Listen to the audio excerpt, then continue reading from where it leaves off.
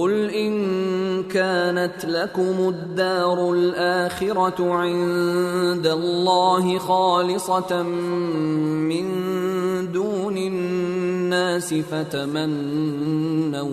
فتمنوا الموت إن كنتم صادقين۔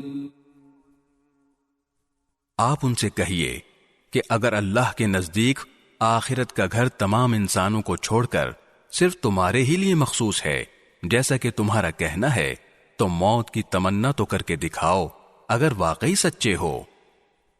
وَلَن يَتَمَنَّوْهُ أَبَدًا بِمَا قَدَّمَتْ أَيْدِيهِمْ وَاللَّهُ عَلِيمٌ بِالظَّالِمِينَ۔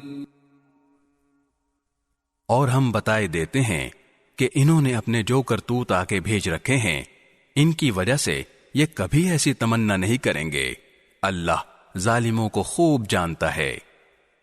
وَلَتَجِدَنَّهُمْ أَحْرَصَ النَّاسِ عَلَى حَيَاةٍ وَمِنَ الَّذِينَ أَشْرَكُوا يَوَدُّ أَحَدُهُمْ لَوْ يُعَمَّرُ أَلْفَ سَنَةٍ وَمَا هُوَ بِمُزَحْزِحِهِ مِنَ الْعَذَابِ أَن يُعَمَّرَ وَاللَّهُ بَصِيرٌ بِمَا يَعْمَلُونَ۔ بلکہ یقیناً تم ان لوگوں کو پاؤ گے کہ انہیں زندہ رہنے کی حرص دوسرے تمام انسانوں سے زیادہ ہے، یہاں تک کہ مشرکین سے بھی زیادہ۔